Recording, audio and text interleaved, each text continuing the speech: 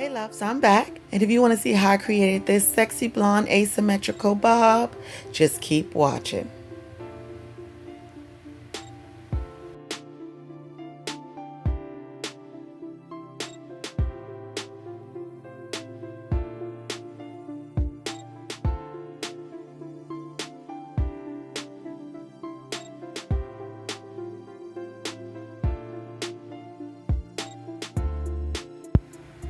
Okay, so here I'm starting with my first anchor braid, and I'm using just a little bit of braid in here. It just helps to secure the hair for when I add the actual closure. If you notice, I'm just doing just a regular cornrow, and I'm just carefully sweeping her hairline in as I go, and this just prevents me from pulling it too taut and causing any damage or any breakage to the hairline. Once I do this on this side, I'll do a couple of more braids going down, and then I will begin on her left side, and I will do an anchor braid there as well. The rest of her hair, I don't use any braiding here because it's long enough and it actually doesn't need any additional support. So this is for the hairline only.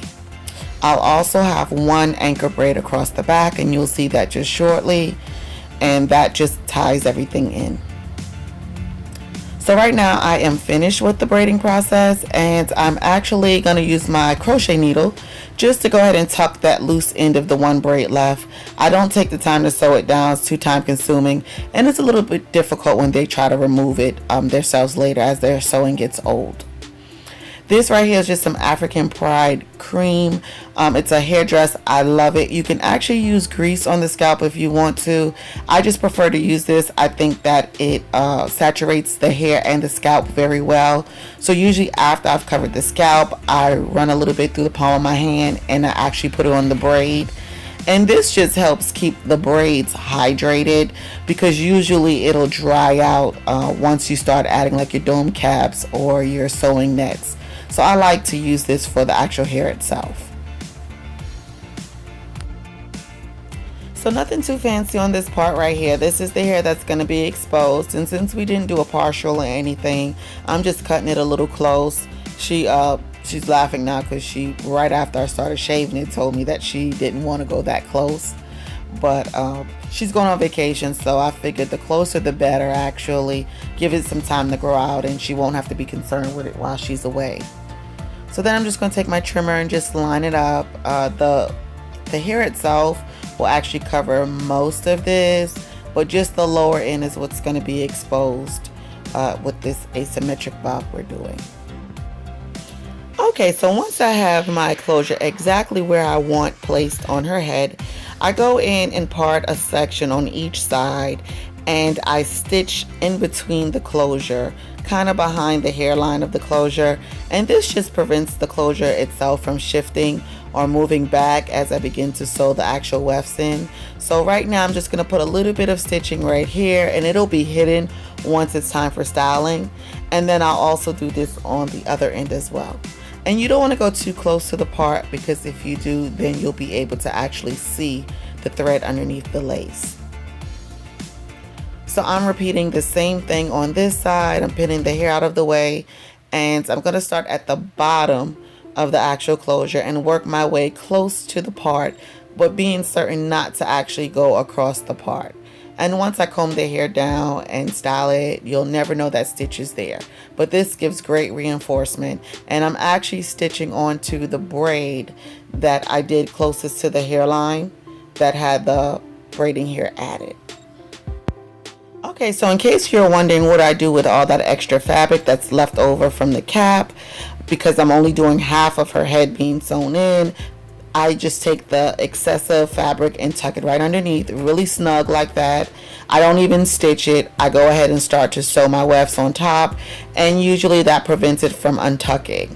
I do that as opposed to maybe cutting a hole out of the center and then having to close it tight.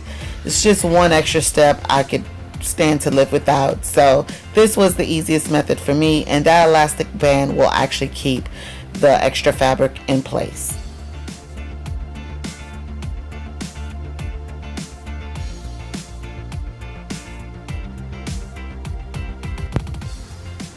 Now I do a couple of rows back and forth behind the ear. I actually don't go further until I've already taken up enough space between one ear to the other before I start to go above the ear and out to the hairline. So that's what you see me doing here. Usually I'll do maybe one more row and then I'll start to move out towards the hairline and go back and forth from that point.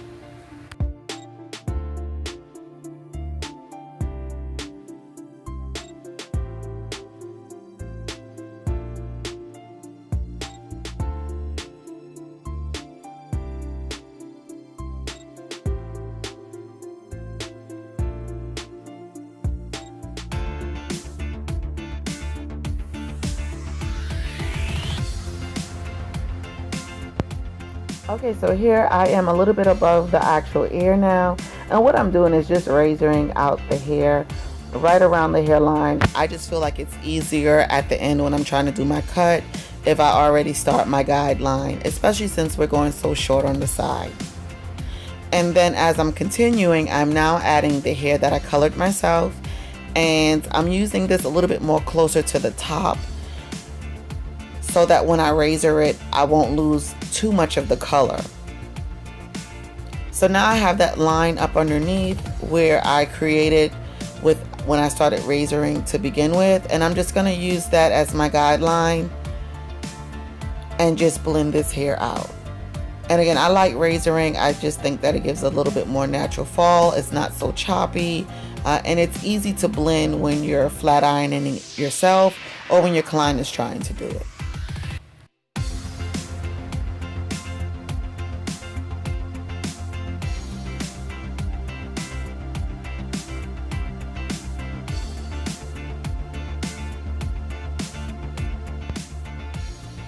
So here I've decided to go with my clipper.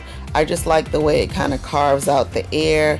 It gets it really, really close without going too high, and it does it in all one clean swoop.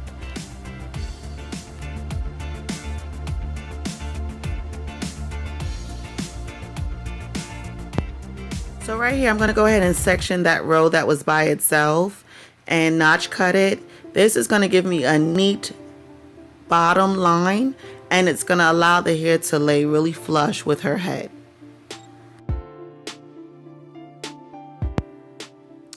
And you guys know the rest. I'm just going to go in and cut this hair, take off those ends, and we usually leave a little bit of a weight to it. We allow it to be just a little heavy in the back so it doesn't look so flat. So I'm just going to be very careful about how much I cut off right here. And I'm just going to go throughout the hair and do this, and then also go in and layer her top and her front.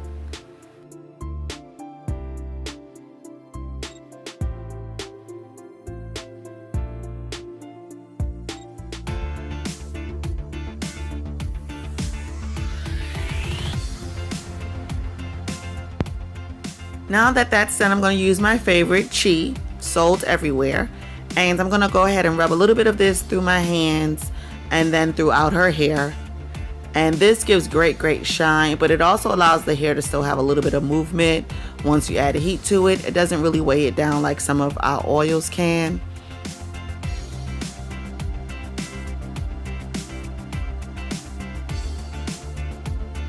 And then I'm going to go in with my flat iron. I have not used any holding spray as of yet, no spritz, just the Chi.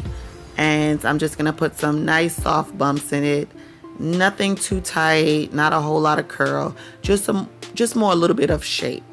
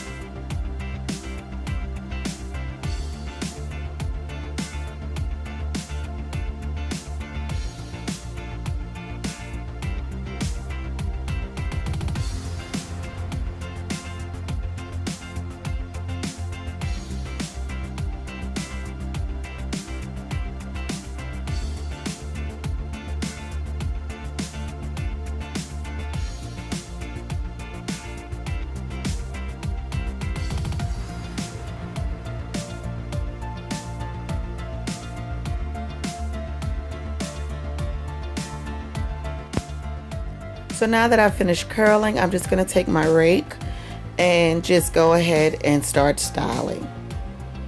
And I'm being certain to emphasize the actual layers in it. I don't want to comb it too flat. I do want you to be able to see the texture in her hair. And this is the finished look.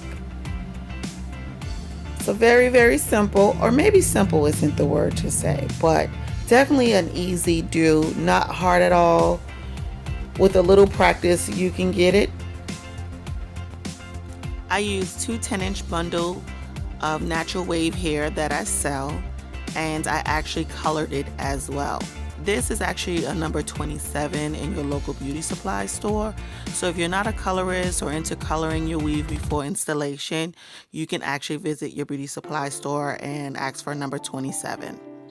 This is a closer view of the closure. No leave out anywhere.